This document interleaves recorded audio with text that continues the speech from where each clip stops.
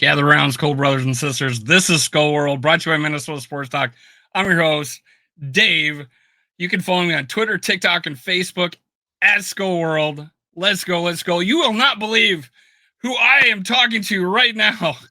The one and only from Strictly Football, Leighton Glodek. Whoa! I don't have any crowd noise. Thanks for having me on. Appreciate it. Glad to be back. It's been a while. Gosh, yeah. Well, it's during the season. I think I've had you on twice, so this is 3. Which means you're a friend of the official friend of the program because the Let's go. 3 is the charm. So it's a short list. 3 is the dynasty. That's when you get in the dynasty talk. Well, like the Chiefs are dynasty now because Glodek and Chiefs dynasties. Exactly. Equal. Speaking of the Chiefs, who won the Super Bowl, you were there. Take me minute by minute the whole weekend. Give me some highlights of the weekend, man. What was the experience like being at the Super Bowl? And was this your first time, or is this a couple of times? Yeah, so this was my first Super Bowl weekend. I was very stoked. I was honestly a little not uneasy, but I had these nerves in my stomach because I had no idea what to expect. And honestly, going into it, I wasn't ruling anything out.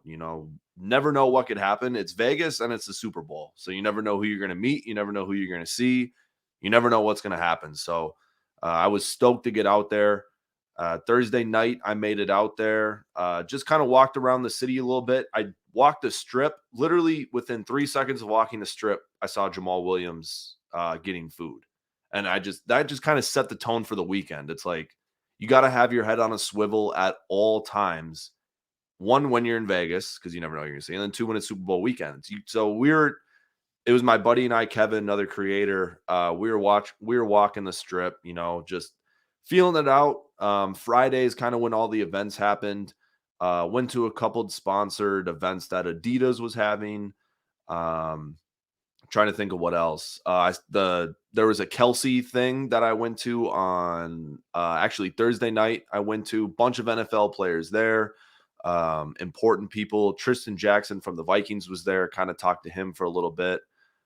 Met several other Vikings throughout the weekend. Alexander Madison, Jordan Addison, Josh Dobbs said what's up too. So it was a crazy weekend, crazy busy. I think Vegas is definitely going to be a hot spot for Super Bowls in the future. I definitely think it will be back there within, I don't know how far they have them planned out right now. I know next year's New Orleans. I don't know if they have the year after planned or not, but I definitely think Vegas is going to be a hot spot for Super Bowls every 3 to 4 years or so. But it was an amazing a perfect weekend. Place. Yes.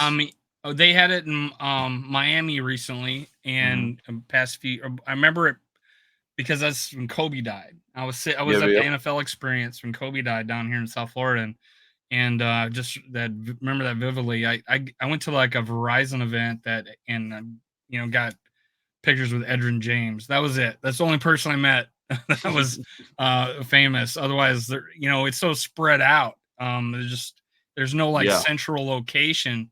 Well, there's a central location of the NFL experience, but you're not going to see players walking through it. Right. But if you're on the strip or you're in these hotels and stuff, you'd see. I imagine you like you said, have your head on a swivel to see all that. What was like your biggest highlight of the trip, man? Biggest highlight? Honestly, it was probably that Kelsey party Thursday night. Showed up, and there was honestly just, Jason Kelsey was just inside. I actually got to chat with him for a little bit. I asked him if him and Jalen Hurts switch positions on the tush push, if it would still work. And he actually went in and gave me like a minute and a half answer on why it wouldn't work. And, he went into details, and that kind of changed. I didn't really have a perspective on the Kelseys. Obviously I knew who they were and kind of what they're like from the clips I've seen. But I mean, he was just a super genuine dude who wanted to talk football with someone, and he didn't know who I was. He didn't really care who I was. He was just genuinely talking football to me. And it was kind of mind opening that no matter how big you are in the football scene or any scene, you're just another human being. So that was it was honestly very humbling to just kind of have a conversation with him. Even he could have just said no, it wouldn't work and walked away, but he took the time to answer it, and he was really genuine. So that really, Well, I and I think I that was think it's something a I'll great question. definitely Oh, it's a remember. funny question, and get a guy Yeah, like that with a sense of humor. Um, right. but but after the Super Bowl, the big winners was Minnesota Vikings winning their contest for the best Yes. mascot name in the NFL. Right? Yes, I did see that. That's I actually, in a non-biased way, I do think it is a very unique Very name. iconic. Yeah, and it's not like, other other franchises, you just have, the Kings. It's like Kings are both football or both, hockey and basketball, or you got the Rangers who are hockey and baseball. There's no other Vikings out there, which makes it very unique, and I think it's pretty special. One of the things I see when rookies get on and they talk about they're happy to be a Vikings. Yeah, You happy know, to be Vikings, yeah. I'm happy to be a Vikings, and Yeah, you're thinking, well, they're the Vikings, but are you gonna? You probably should say Viking. yeah, But I'm thinking, and sometimes I catch myself: is it appropriate to say Viking or Vikings here? yeah, But yeah, I love it that when the rookies come in and say, "I'm proud to be a Vikings." I yeah. know, I know, I know. Lewis Seen did that, You and did? it was hilarious. But now is a portion where you tell us all the stuff that stayed in Vegas and get it out there. Just is any is it true? I mean, I've been to Vegas like 5 Mhm. times. Only on one occasion I could say that stuff better stay in Vegas. Honestly, I mean, there wasn't really anything, it's Sin City, but I've been there so many times, Yeah, to where I don't know, I love Vegas personally just because of the energy, and it always feels like there's something going on, and I just it's love that fun. about that city, to where Vegas gets a bad rap for the people that don't know really don't know how to control what they're doing when they're there. Like, if you can stay out of the casinos, Vegas is a fantastic time. It's hard to stay out of the casinos. I get it. But if you can stay out of there and not make your trip any more expensive, it's a great time. I mean, there's hundreds of things to do, hundreds of places to Oh, eat. It's a fantastic city. I tell my wife, even though we went to Paris this year, I told her we don't have to go. We've already seen the Eiffel Tower and the Arc de Triomphe Exactly. in Vegas. Exactly. This is a Exactly. smaller scale. Yeah, exactly. Same thing pretty much. Oh, but any high rollers like you're seeing like I don't know, guys at the blackjack table, they're like, "Oh yeah, I know who those guys like Bert Kreischer or something like that." No, I saw some videos of those guys playing. The I Nelk didn't boys and Yeah, yeah, yeah. I didn't see anyone. I saw Tua at a roulette table. I did see that. He wasn't really high rolling though. He was just literally on the floor where like everyone else plays. Um, but that was like the only person slash player I really saw gambling when I was there. But yeah, it was Tua game. was I don't Tua know. They was might playing have some to roulette. ask him that in his press conference. Yeah, maybe. Tarnishes his image a little bit. But No, I think I was just coming from a Madden event, and I think he was on his way there. I didn't look at what he was playing with, but if he's playing on the floor, it definitely wasn't anything crazy. but so eh, now you, tell us where they can find you. I said strictly football, but tell us where we can find you everywhere. Yeah, so strictly football is more of like the centralized NFL, college, high school football storytelling that uh, I run as well, and then strictly Leighton, same thing on all platforms. Is more of like the Vikings stuff that I do. So if you want to tune in for more Vikings related stuff, free agency draft, just random videos off the wall, whatever it may be. Strictly Leighton is more of the Vikings central themed stuff. Some of my favorite videos of yours are the high school football games. I think those are the best. Yeah, we love covering them. High school 7-on-7s coming up. We love covering that because it's very untapped into, and it's a big side of football that a lot of these top players in the country are doing. And we love covering the high school football scene because it's it's just kind of iconic that, uh, when these players blow up to be big NFL stars, it's like, I was You there knew him when then. he was in high school. Like, I was there when he was Yeah, you knew him then. 17, 18, yeah.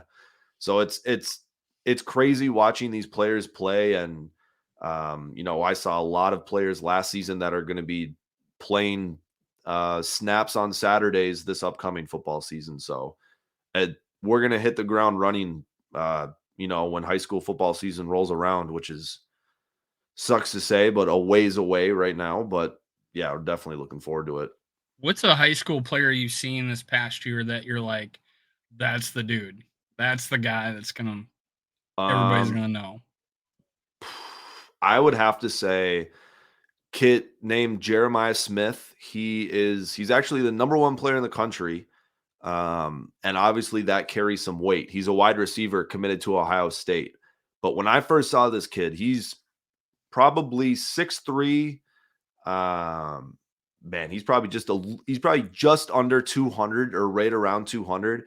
And when I first saw him, I said, "There's no way this kid is in high school. There's absolutely no way this kid is 17 or 18 years old." And I watched him play in 7-on-7, unbelievable. And then I watched him play a regular high school game. I think he had like 7 catches for, 120 yards and 2 touchdowns against a top 10 team in the country. This kid is a spitting image of Julio Jones. Oh, And he is like, yeah. he's the next big deal. And he's going to Ohio State. Yeah, Um, they don't have any good receivers there yeah, either. exactly. So he's going to carry on that tradition of first round wide receivers taken from Ohio State. He is unreal. And then another one I have to say is kid named Sammy Brown. He's committed to Clemson. He was ranked around 15th in the country. He plays both ways though. He's got long blonde curly hair, mullet, and he Perfect just Viking. yeah, exactly. He is just a specimen, and he plays physical. He plays running back and linebacker, and this kid was just I think he carried the ball like 35 times when I saw him, and he was I just think an I seen this absolute video that you did because I remember the linebacker running back. That was yeah, probably. It did really good on Instagram, and he was doing this in the beginning of the video because he had 3 touchdowns. He's a tank. So he's What going to states are Clemson. these guys from?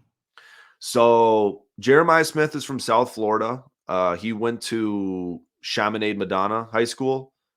Not sure exactly where that's located. I watched him play in Miami um, against Miami Central. It was at some random park though. Hmm, And then Sammy Brown is from Jefferson, Georgia. awesome.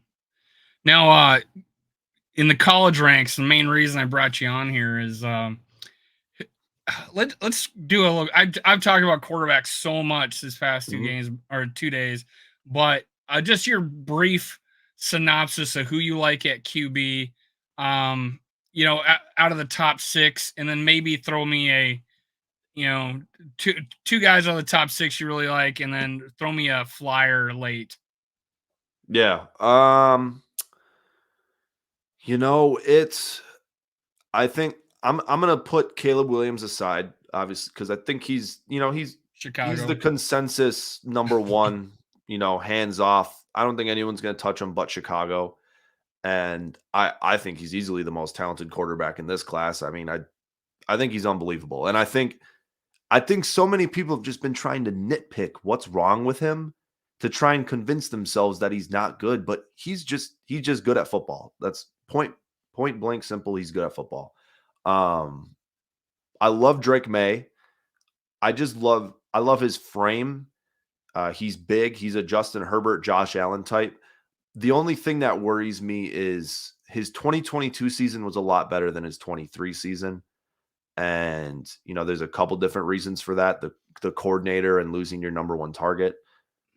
That just, I don't know, that kind of shakes me the wrong way. But then Jaden Daniels, I watched a lot of film of his. He's actually a very underrated passer, and he's actually gotten better every single year of college. Obviously, this past season being his best. And I like to see that when guys are continually improving.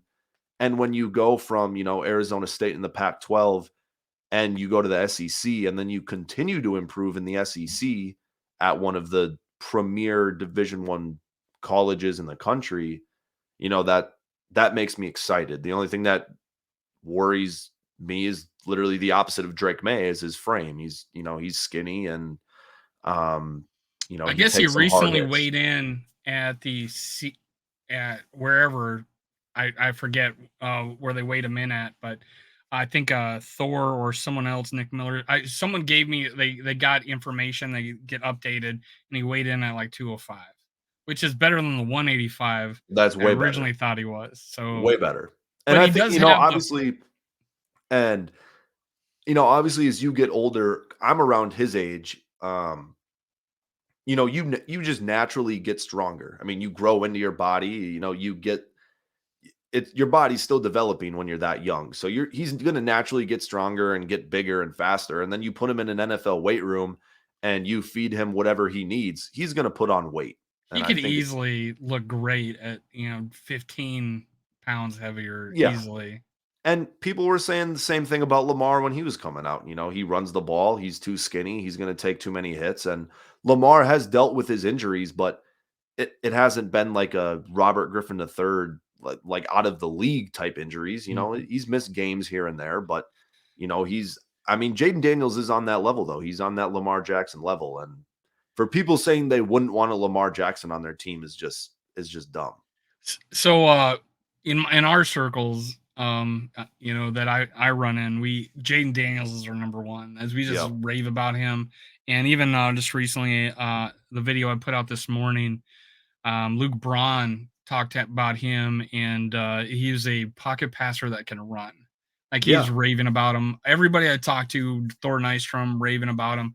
But Thor brought up this good point about him, and you brought it up just now. Is that you brought up the fact that he improved, and Thor told me how he improved, and that was they hooked him up to like VR and had him reading offenses or Really? reading defenses, and he got so good at it that they put up the speed to 1.5, 2 times, and might have been the reason why he got better at that. But that dude was awesome in high school, Yeah. which is crazy. I Yeah. saw a And that's videotape of him, and I'm like, dude, it looks like the same guy. He's been good yeah. this long.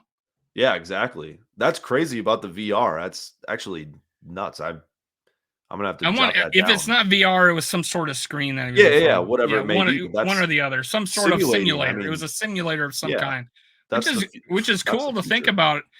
Like with Kirk Cousins on his little laptop, he's Yeah. always trying to tone his skills. But speaking of, and I brought up the fact of a dark horse, and I'm not saying Spencer Rattler is, but he did win the Elite 11 over Jaden Daniels. Mhm. It may be Spencer or not, or I just using that as a segue. Is there a dark horse out there that you like? No, it is. I think it is Spencer Rattler. It is okay. I've all I was just reaching in the dark there. Yeah, I forgot who I was talking to about it. But he was the number one quarterback in high school, and Hmm. honestly, that carries some weight. You were the best player in the country in your class in high school, and that carries some weight. That means a lot of college scouts, high school scouts in general, they saw promising factors that made you the number one player in the country, and that carries some weight. And I think he was under a lot of pressure at Oklahoma. He, they weren't bad. He wasn't playing up to his standards. His second And year, but his first year, he going in the second year, it was like he was a Heisman candidate, right? right, 100%. Yes, he was a Heisman candidate. And, his second year started a little shaky. And the thing is, Caleb Williams was the guy behind him, and the fans and the coaches and everyone else knew that 5-star Caleb Williams was sitting right behind him. And they wanted to see him do his magic. And, he subs in, and the rest is history. And Spencer Rattler, is forced to go to South And then the Carolina, coach where takes his talents to USC and brings Caleb Williams with him. yeah, yeah, It's a crazy exactly. story. I did a Spencer Rattler video. Mhm. Not knowing anything about him. I got 1,000 views. Probably one of my better college videos. And I need to do videos about Spencer Rattler now. Apparently, but Yeah, yeah, no, it's just a crazy story.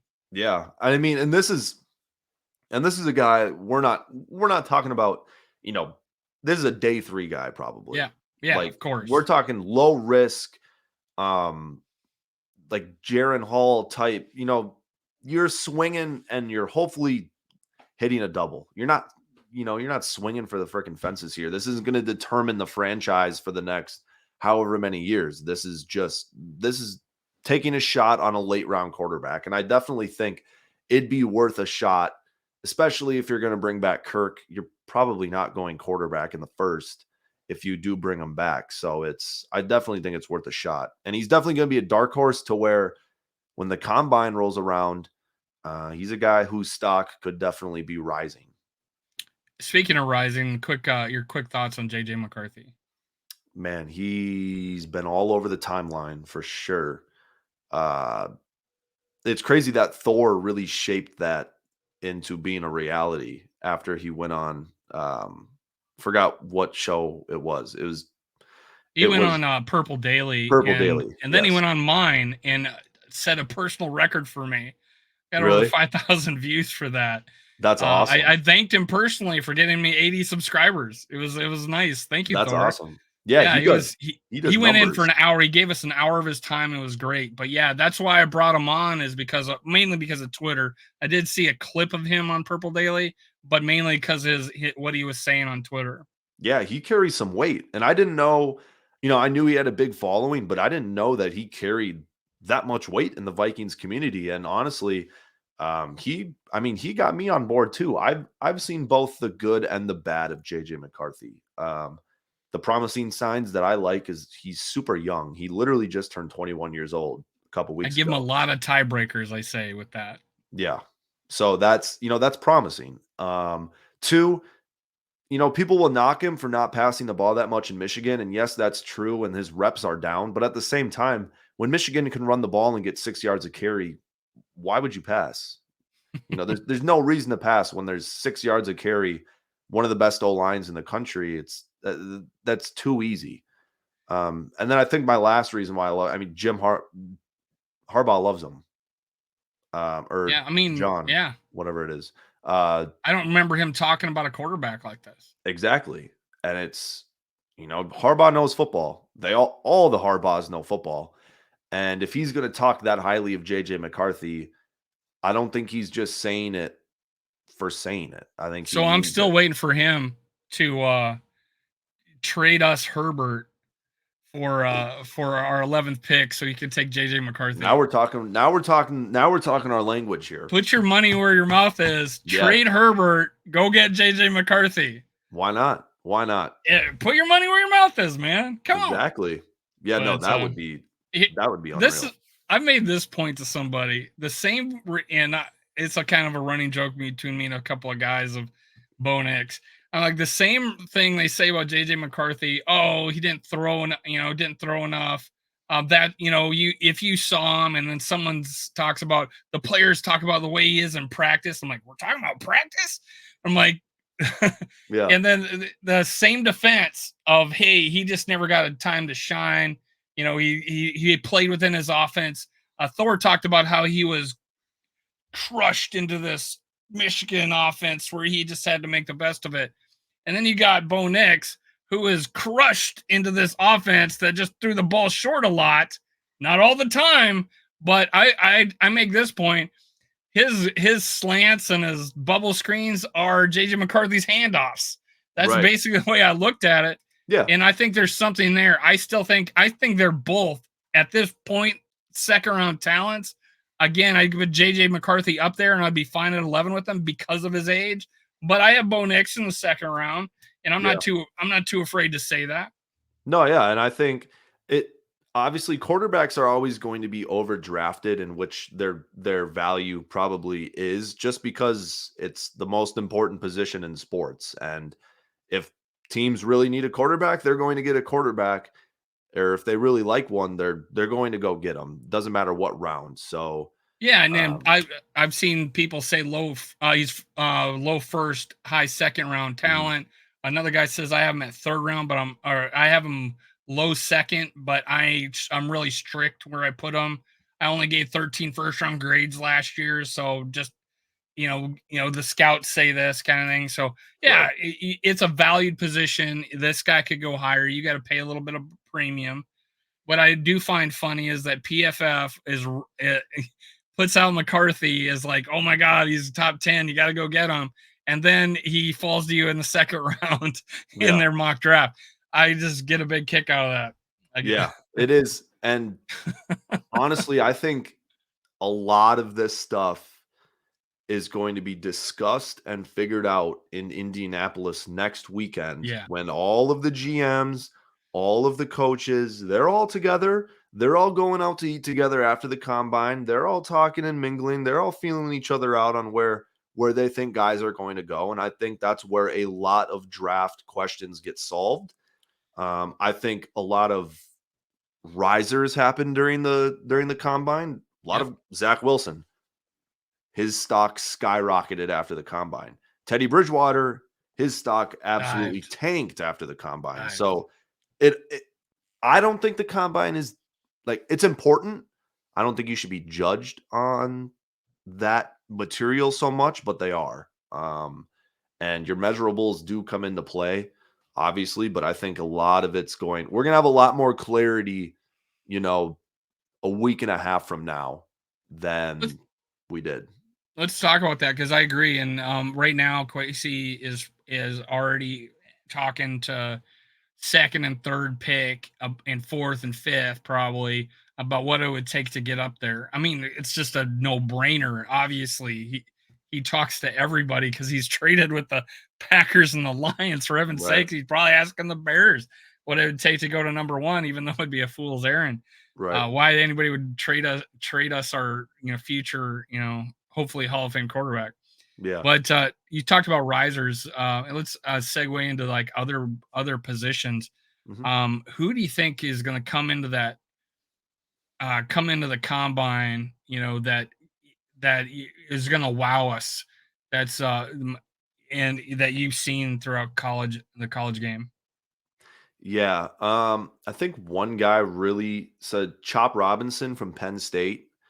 Um, Edge rusher. He is very fast. He can get off the ball lightning quick.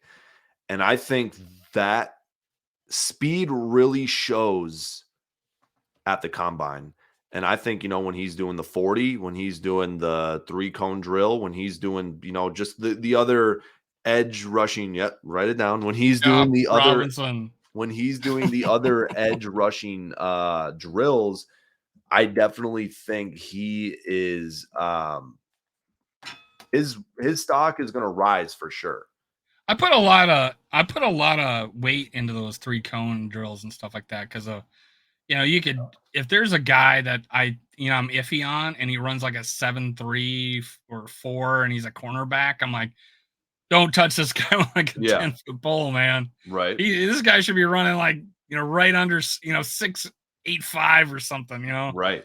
But So I think speed just it pops at the combine.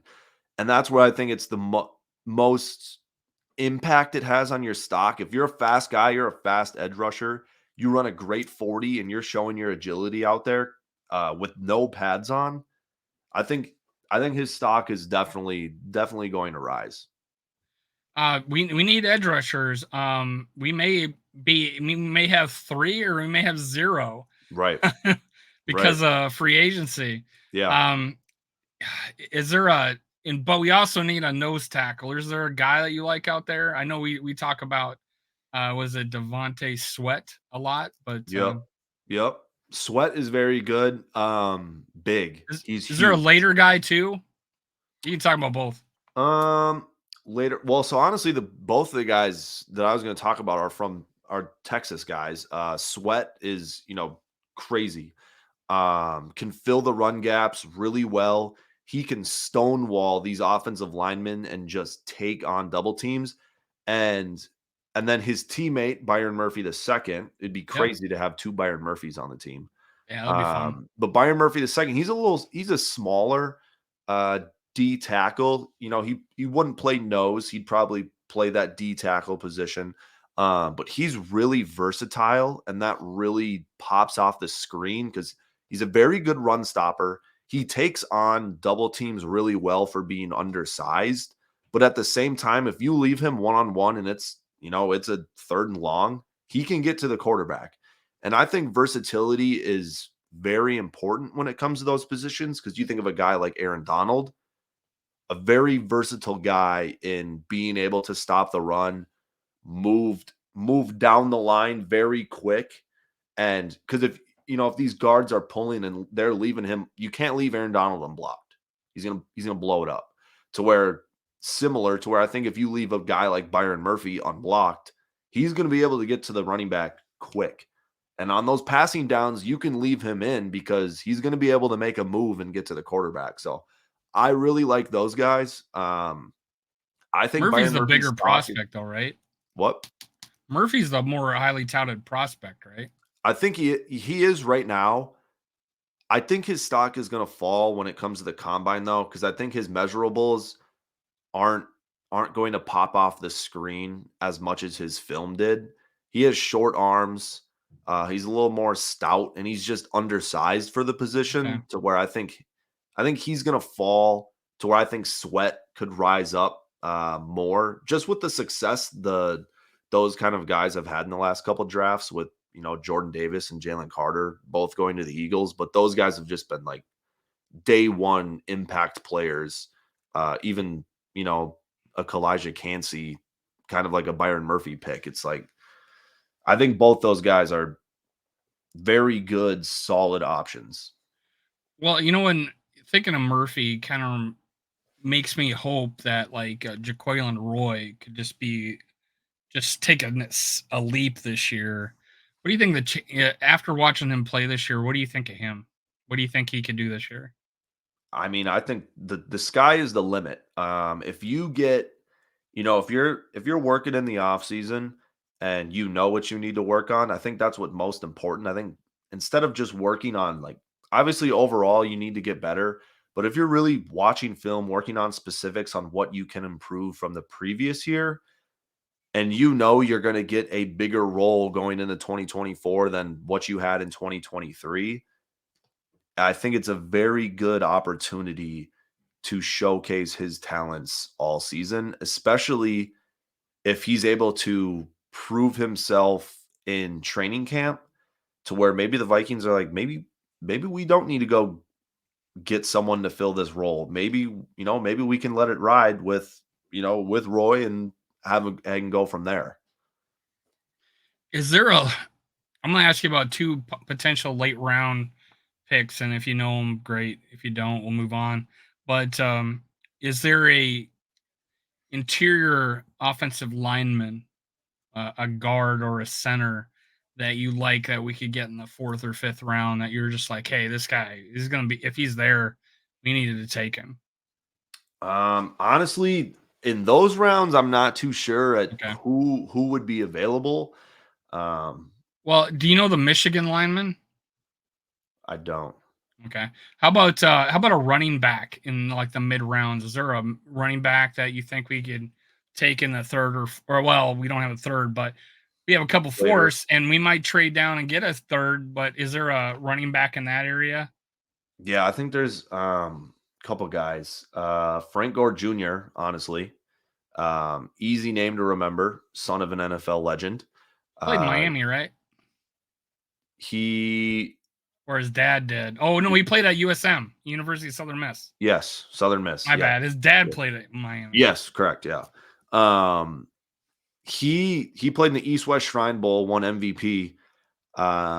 He's honestly just a very underrated runner. He very obviously very similar to his father in his running style. I think he's got a little more speed to him, but his ability to read the holes very good. He's a physical runner too. He makes those guys pay when he's running downhill. So I think he's getting mocked, sixth round right now, and why not? I mean, what's the worst that could happen? And Yeah. then obviously Chase Brown, or not Chase Brown. What's his name from Michigan? Chase Brown was there Corum? last year. Corum. Corum? Corum. Blake Corum. Blake Corum, obviously super talented, was playing with a great offensive line, but again, he understands blocking schemes so well, and he's able to sell.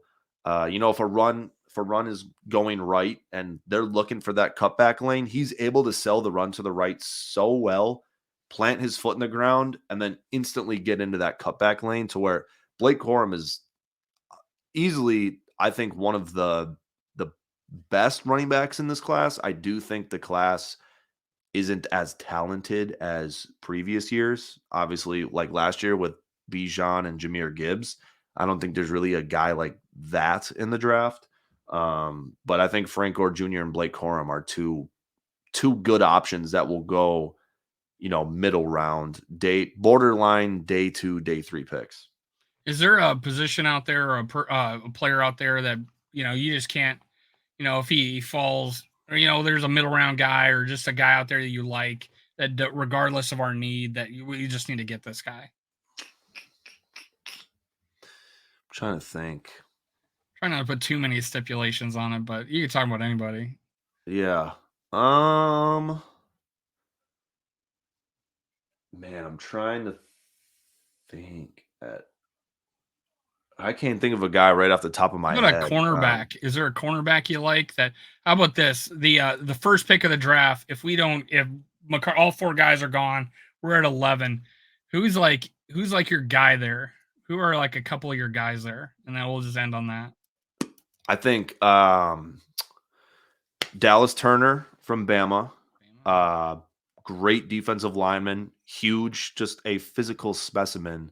He's a guy that you just like go play football, dude. Like just go mess things up. And then And get the Sweat in the second round. Get Yes. Oh man. Spencer Rattler in the sixth.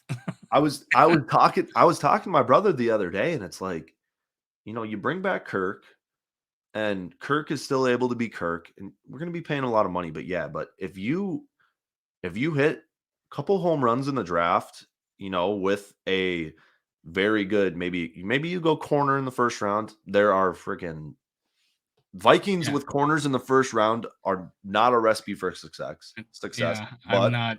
Yeah, there are a very I like the kid from Clemson, but yes. he got mocked at sixth Yeah, just there recently there yesterday are with some me. very good ones. But if you go corner or you just do anything to bulk that defense up, and you got Ivan Pace coming back in his second year. You got three safeties in Cam Bynum, Josh Metellus, and Harrison Smith. You bulk up that defense in any way. Why not run it back?